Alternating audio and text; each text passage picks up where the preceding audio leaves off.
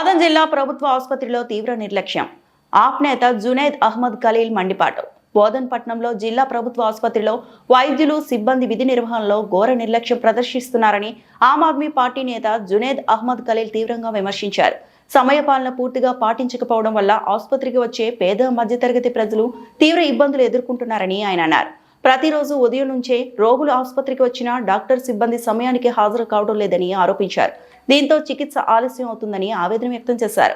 ప్రజల సమస్యలను ప్రశ్నిస్తే తనపై ఆరోపణలు చేస్తున్నారని, కానీ ఉన్నతాధికారులు స్వయంగా ఆసుపత్రిని పరిశీలిస్తే అసలు నిజాలు బయటపడతాయని చెప్పారు. ప్రజా శ్రేయస్సు పట్ల చిత్తశుద్ధి ఉంటే రాష్ట్ర ప్రభుత్వ ప్రధాన సలహాదారులు స్థానిక ఎమ్మెల్యే పొద్దుటూరి సుదర్శన్ రెడ్డి వెంటనే జోక్యం చేసుకోవాలని డిమాండ్ చేశారు. ప్రజలు ఇబ్బంది పడుతున్నా స్పందన రాకపోవడం దారుణమని, అందుకే ప్రజాభిప్రాయం మేరకు ఈ అంశాన్ని ప్రభుత్వ దృష్టికి తీసుకొస్తున్నానని జునైద్ అహ్మద్ ఖలీల్ స్పష్టం చేశారు. गवर्नमेंट हॉस्पिटल के अंदर गरीब लोगों का इलाज होता, गरीबों को नज़रअंदाज किया जा रहा। इसीलिए आने वाले इंतखाबात के अंदर भी मुद्दों पे इलेक्शन होना, ताकि मफाद पे नहीं। నేను జునైద్ అహ్మద్ ఖలీల్, ఆమ్ ఆద్మీ పార్టీ బోధన్ సీనియర్ లీడర్. ఈరోజు పొద్దున బోధన్ ప్రభుత్వ ఆసుపత్రి నుంచి నాకు ఫోన్ వచ్చింది.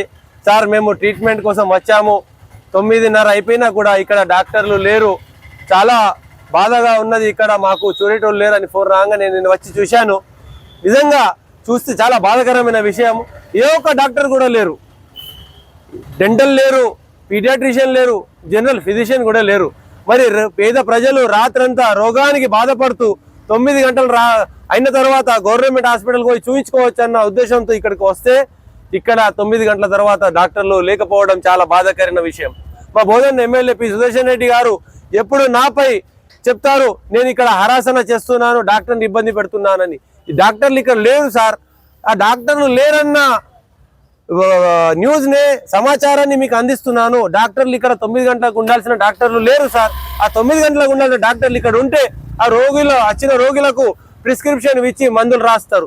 కానీ ఇక్కడ లేనప్పుడు అది ఆ సమాచారాన్ని మా బోధన్ ఎమ్మెల్యే గారికి అందించాలన్న కర్తవ్యం నాది కాదా? మీకు చెప్పొద్దా బోధన్ పట్టణంలో ఏం జరుగుతుందో? మీకు చెప్తేనే కదా తెలుస్తుంది. లేకుంటే మీ గురించి తప్పుడుగా మాట్లాడతారు కదా. నేను నీకు ఒక మంచి ఫ్రెండ్గానే ఉన్నాను.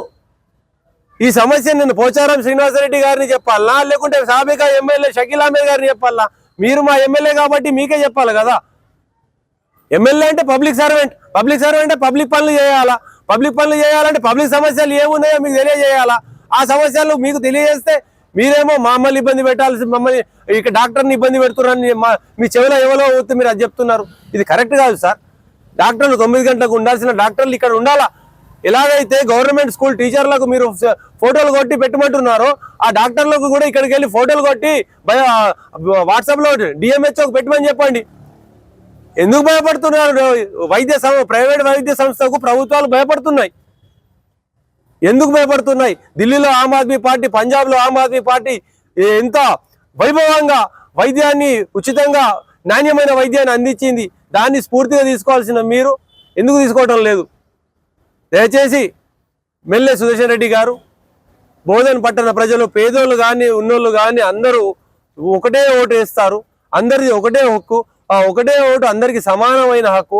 దయచేసి ఆ పేదోళ్ళ ప్రజలకు కూడా ఈ ప్రభుత్వ ఆసుపత్రిని చాలా బాగా చేయండి.